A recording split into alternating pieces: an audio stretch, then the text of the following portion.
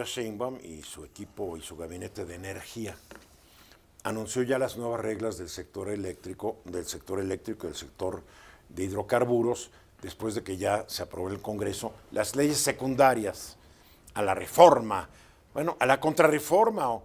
¿Qué es esto? Porque Peña Nieto tuvo su reforma, que no sabemos si era una contrarreforma, otra reforma, y después López Obrador dejó la reforma de la reforma. ¿Cuántas reformas le ha hecho al sector energético? Ya perdí la cuenta. Realmente tenemos la de 2013-14, que es la de Peña Nieto. Tenemos una reforma importante en 2019-2020 y luego tenemos algunas reformas que se impulsaron a finales del gobierno de López Obrador. Está bien, yo lo único que sé es que reformas vienen, reformas van, y el sector está quebrado. Pemex nos cuesta hasta la sonrisa, y CFE, hoy en mi casa tuve 2 apagones. A ver. Empresa de calidad mundial, ¿no? El evento de hoy, que tiene que ver con la presentación, y digo presentación en los 2 sentidos de la palabra, es se presenta y se explica. ¿En qué cambió ya todo esto? Estuvo bien la explicación, ¿eh? ¿Qué es lo que, si tuviéramos que sintetizar de manera muy compacta, yo diría, es lo que ofrece Claudia Sheinbaum es continuidad respecto al sexenio anterior con sentido común. ¿Que no hubo sentido común el sexenio pasado? Absolutamente no. Entonces yo diría, evidentemente es un tema delicado porque el sector petrolero es muy importante en la narrativa, yo diría de la 4T, pero en particular de López Obrador. No hay... Y del país, ¿eh? Es parte de la mitología nacional. Depende de dónde y depende de qué manera, porque lo mismo se pone como ejemplo de lo más grande que ha hecho un presidente, nacionalización, pero también parte de la narrativa nacional es Pemex con frecuencia es el mejor ejemplo de la enorme corrupción del gobierno a lo largo del tiempo, a lo largo de los gobiernos. Y ineficiencia también. Y el poder del sindicato, bueno. Corrupción. ¿Qué me llama la atención? Insisto, hay un planteamiento que es no hay cambios, no hay una vuelta en U, se mantienen algunos principios que vienen del sexenio pasado, pero hay, yo diría, mucho más sentido común, y me explico. Se reconoce que va a tener que haber participación del sector privado, se trata de reglamentar, es decir... Reglas claras. Trataremos de tener reglas claras. Desde mi punto de vista, es una reforma, mejor dicho, las leyes secundarias son mejor que lo que teníamos el sexenio pasado, pero no será suficiente para detonar el sector en los 2 sentidos, ni para la inversión privada, ni para los cambios que necesita en particular Pemex. ¿Por qué ni para la inversión privada, que nomás va a poder participar con el 46%? Ya a la iniciativa privada le gusta participar con más, ¿no? Tener mayoría. La semana pasada que estuve en Monterrey, un evento de energía, en particular más enfocado en energía eléctrica, lo que yo escuchaba de grandes empresas europeas, gringas, era queremos invertir más, o sea, nos interesa invertir más. Y el gobierno no quiere literalmente no quiere que invirtamos todo lo que podríamos invertir. Quedó fuera del tratado revisado de la Unión Europea. Pero no le entramos a lo energético porque hay tantas trabas que no había caso ni en negociarlo. Quedó fuera. En buena medida, creo que los resultados de esto que se presenta hoy, que son las leyes secundarias, dependerán de cuánto puede crecer el sector y qué tanto se puede modernizar. Una de tantas discusiones bobas del sexenio pasado era si la capacidad que se tenía era suficiente, porque había una especie de planteamiento absurdo si era la capacidad en abstracto la que tendríamos que considerar o la capacidad de energía eléctrica con calidad, claro, que es a buen costo y más limpia. Y en el momento oportuno. Entonces, veo de parte de la presidenta y su equipo un énfasis en decir el gobierno o el Estado va a tener el liderazgo del sector, y yo diría, no es un mal principio, casi todos los países tienen un liderazgo del gobierno del sector energético, pero el liderazgo no solo es las leyes, los reglamentos, es qué tan moderno, qué tanto efectivamente es un líder que va adelante de todos los demás. ¿Y qué tanto deja que otros participen? Hay un tema que yo creo que hay que poner en la mesa, que es la enorme deuda de Pemex con sus proveedores. A ver, al final Que del ya día... están pagando y dijeron que a fines de marzo ya quedaron. A ver, perdón, te interrumpo rápido. El sexenio Yo porque he pasado, hablado con varios proveedores que me dijeron ya me empezaron a pagar. el sexenio pasado dieron 4 plazos para pagar y ninguno lo cumplieron.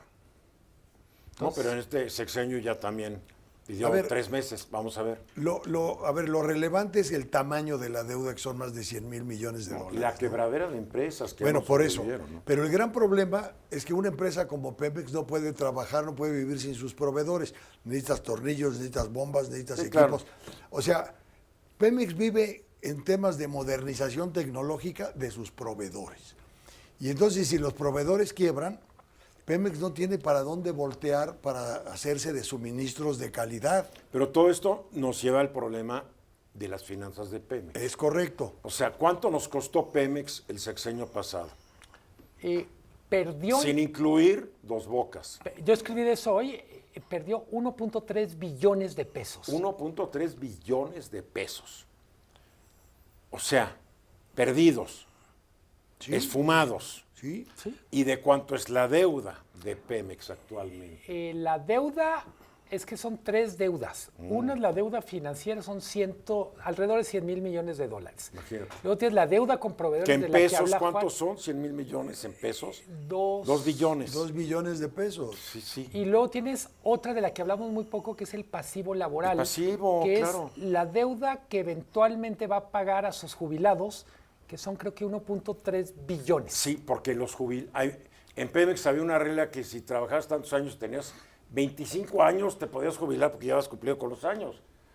Y mantén a alguien con una pensión los otros 50 años de su vida, pues sale caro, ¿no? Estoy exagerando. Pero nunca pensaron los dueños en turno de Pemex, es decir, los funcionarios públicos, era darle todo al sindicato y nunca pensar que tarde o temprano iba a provocar, ¿no?, la quiebra de Pemex, la quiebra del país. Ahorita nomás hablamos, feliz de la vida, de cuántos billones de dólares. Pero Zurras, O sea, estamos hablando de casi 5.3 billones de pesos a ver, pero, en los distintos pasivos, ¿no? pero nunca pensaron en la quiebra, tampoco el sexenio pasado y creo que en este, porque el argumento principal es Pemex no va a quebrar. Sí, porque Si está el dinero de nosotros, del gobierno, para rescatarlo. ¿Qué me faltó en lo que presentaron hoy? Algo de autocrítica respecto al sexenio pasado. Si tú ves, no mencionaron pesos cuando hablaron del sector de hidrocarburos.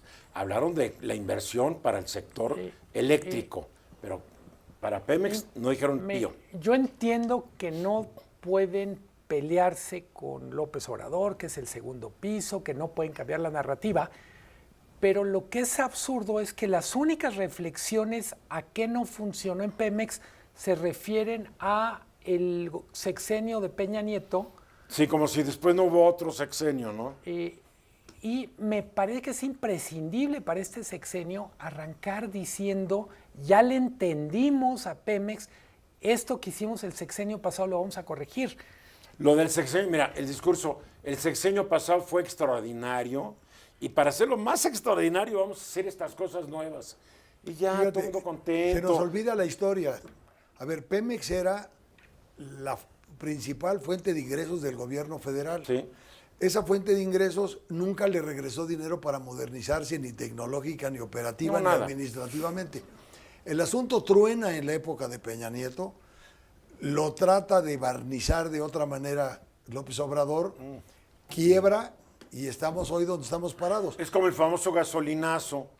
El gasolinazo fue quitar un subsidio monstruoso, que era dinero de todos nosotros, para que el precio de las gasolinas fuera más bajo.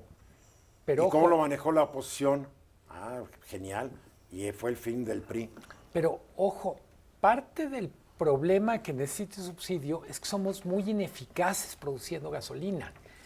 Es decir, pagamos subsidio en parte porque el proceso de producción y distribución Es malísimo. es tan malo que requiere subsidio para que el público literalmente no se te levante. Es tan malo que tenemos que seguir importando gasolinas de Estados Unidos. Tenemos que importar gas, y lo que llamamos el que sacamos, importamos gas y no tenemos dónde guardarlo Porque si mañana Trump dice 0 gas y gasolina a México, en 3 días está parado el país. Oye, porque se descuidó totalmente todo. Oye, un comentario de las alzas de la gasolina que la verdad sí me da risa. Nos queda un minuto. Eliminación del subsidio a la gasolina como parte de un esfuerzo para reducir los efectos negativos que provoca en el ambiente, de tal suerte que el gobierno elimina el subsidio para mejorar el ambiente. No, está bien, los subsidios siempre son terribles, pero en fin, te quedan 20 segundos para concluirles, Miguel. Es bueno que haya más claridad que el sexenio pasado. Me parece que no hay que verlo ideológicamente, sino pragmáticamente. Es bueno que el gobierno aspire a ser líder. Ojalá esté a la altura del reto en Pemex y en Comisión Federal. Ojalá. Vamos a los mensajes y regresamos.